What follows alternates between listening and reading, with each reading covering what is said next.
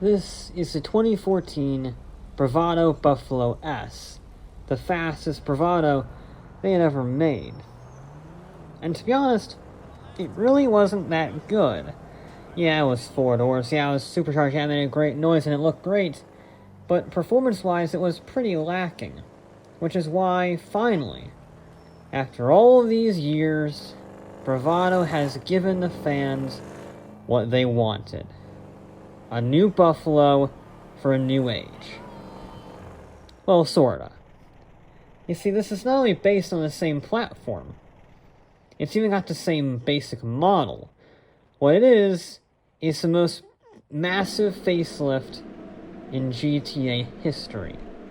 Same model, very different animal.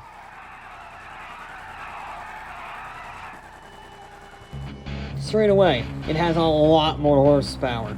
The other one was pretty slow in a straight line, but it sounded great. This thing sounds great, and it's fast. It's got massive air intakes on the front to suck air in, and then it's got those hood vents to blow the hot air out. It's an incredibly advanced vehicle despite its, well, appearances. And speaking of appearances, it looks great. It's a fantastic looking vehicle. It's very angry, very aggressive. As you can see there, it handles. It may look like a big American muscle car, but if you did that in an older Buffalo, you would be wrapped around that post. And it handles well. I like how it drives. It is sort of driftable. It's a bit finicky. It has so much rear-end grip from those massive tires and a very well set up suspension. It really does make it a bit tricky to drift. You can't do it. It's a very high-powered, rear-wheel drive muscle car. Of course, it can slide, but it's much more at home around the corners. That's weird. That's also weird. Just carrying that much speed through a bumpy corner like that should not be possible in a car like this. It's expensive, $2.1 million. But by God, the handling is worth every penny. It doesn't even feel... The Dominator ASP felt like it was fast on the corners. This thing doesn't even feel fast, it just is. It's just so consistent and so easy. I love it. But a long time ago, back when the Buffalo S was still a thing, they took it racing. Specifically, oval racing. Not the most advanced by any means compared to the other motorsport series you take a look at, but it was very effective there. And well, since the new Buffalo is so much more advanced than the original, let's see just how fast it is and how good it is on the banking.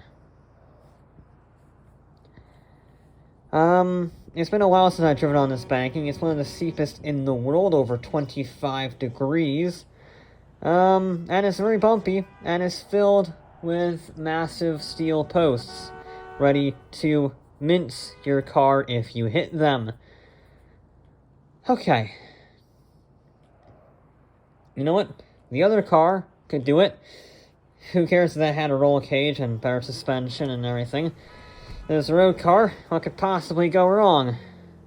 Nice and smooth, that's such a weird feeling, and I can already feel the bumps as we get up to some serious speed. Ugh. It's not the fastest muscle car in the world, but it's no slouch in a straight line, and on the oval it feels very weird. It feels like it's in fast forward because all the pillars are flying past you. It's sensory overload. But the car was starting to handle it relatively well, but as the speeds increased, so did the danger. Ooh, back against the loose stop there. Oh, okay. That was millimeters away from the post. Who knows what those tires are going through? It's very difficult. Oh, to keep the traction on these bumps. It's just too much pressure for these tires.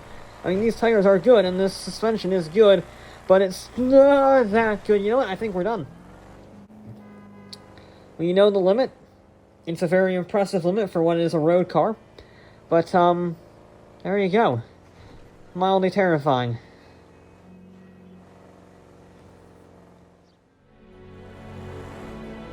I like this car a lot, actually. It's a very good vehicle. It handles great.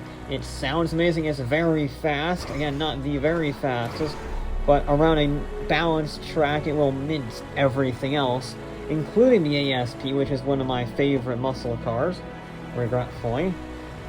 It's a phenomenal machine, but I'm gonna be honest, as a muscle car, as a Bravado, it doesn't really fit the bill.